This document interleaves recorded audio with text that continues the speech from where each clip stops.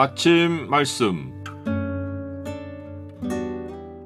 오늘 본문 말씀은 창세기 43장 1절에서 14절입니다.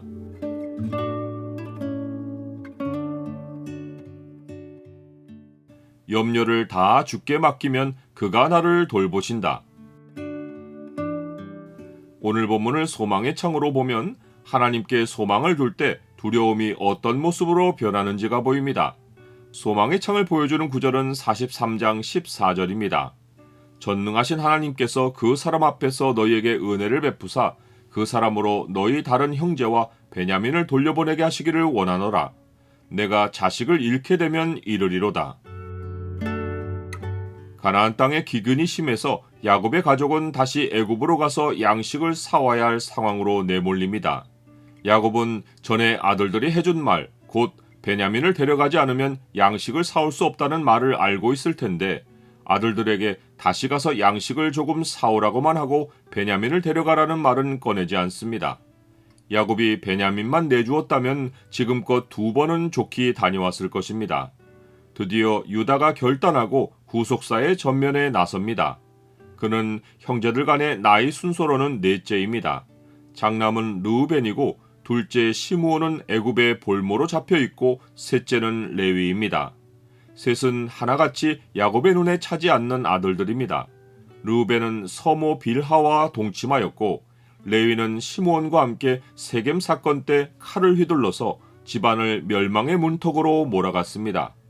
그렇다고 유다가 야곱의 눈에 차는 아들인가 하면 그렇지 않습니다. 그는 집을 떠나 오랜 세월 음란한 생활을 했습니다. 아버지 야곱이 아들들을 불러 모아 애굽에서 양식을 사오라고 할 때에서야 집으로 돌아와서 형제들과 함께 애굽으로 향했습니다. 그는 매우 차가운 성격의 소유자로서 요셉을 이스마엘 상인에게 팔자고 제안했던 자입니다. 지금 유다는 그의 성격대로 아버지 야곱에게 냉혹한 현실을 그대로 기술합니다. 즉 애굽에 있는 그 땅의 주인이 우리에게 엄히 경고하기를 너희 아우가 너희와 함께 오지 않으면 너희가 내 얼굴을 보지 못하리라고 했으니 아버지께서 우리 아우를 우리와 함께 보내시면 우리가 내려가서 아버지를 위하여 양식을 사려니와 그렇게 하지 않으시면 내려가지 않겠다고 한 것입니다. 야곱은 아들들에게 왜 너희에게 또 다른 아우가 있다고 그 사람에게 말해서 나를 괴롭게 하느냐고 하며 이미 엎질러진 물과 같은 일로 아들들을 원망합니다. 이러한 야곱의 태도가 후회입니다. 회개는 과거를 하나님 앞에서 정리하고 하나님께 돌아가는 것이지만 후회는 여전히 하나님을 떠나서 바꿀 수 없는 과거를 한탄하는 것입니다. 아버지 야곱이 후회하며 아들들의 잘못을 다그치자 아들들도 아버지께 반발하며 그가 너희의 아우를 데리고 내려오라 할 줄을 우리가 어찌 알았으리까? 라고 말합니다. 사실 아들들은 진실을 말한 것입니다. 그런데 야곱은 진실을 말한 것 때문에 질책한 것입니다. 야곱에게는 지금 아들들이 진실을 말한 것이 원망스럽게 느껴지지만 모든 일이 합력하여 선을 이루는 곳에는 감추어진 것들이나 거짓이 설 자리가 없습니다. 이제 다시 유다가 아버지에게 말합니다. 앞에서는 냉혹한 현실을 있는 그대로 말했지만 이번에는 가족들의 생명을 걱정하며 자기 자신을 베냐민을 위하는 담보로 내놓고 베냐민의 안전을 보증하겠다고 하며 그렇지 않으면 자기가 영원히 죄를 지겠다고 말합니다. 르우벤이 베냐민의 안전을 보장하며 자기의 두 아들의 생명을 건 것과 달리 유다는 모든 죄값을 자기가 짊어지겠다고 한 것입니다. 이것은 유다에게 엄청난 변화입니다.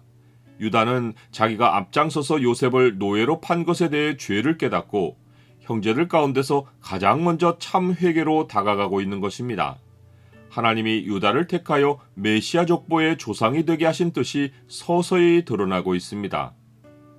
나는 죄의 현실을 유보하거나 회피하지 않고 직시합니까?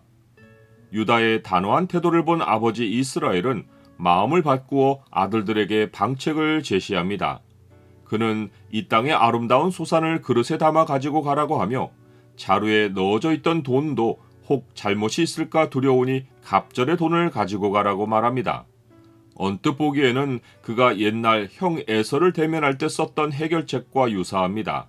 즉 예물로 형의 감정을 푼 후에 그를 대면하고 인정을 받으려는 방식입니다. 하지만 이번에 야곱이 애굽으로 보내는 물질은 예의에 불과할 뿐 그는 이 상황을 전능하신 하나님께 맡깁니다.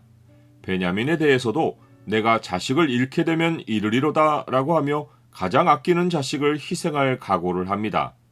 마치 나이 많은 아브라함이 노년에 얻은 이삭을 아끼지 아니함과 같습니다.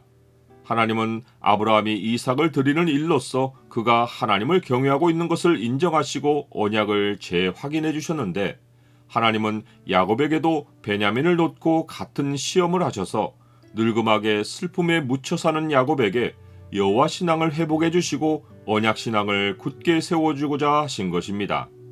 야곱이 염려를 버리고 신앙의 결단을 하자 야곱의 아들들이 요셉 앞에 서는 일이 빠르게 진행됩니다. 너희 염려를 다 주께 맡기라.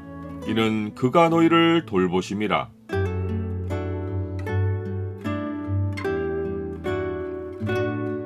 주님, 삶에 대해 염려하면 일이 진행되지 않고 현실이 어둡게 보입니다. 사람이 스스로 생명을 주관하지 못하고 오직 생명은 주의 손에 있사오니 삶에 대한 염려를 주께 맡깁니다.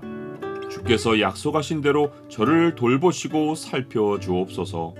예수 그리스도의 이름으로 기도드립니다. 아멘.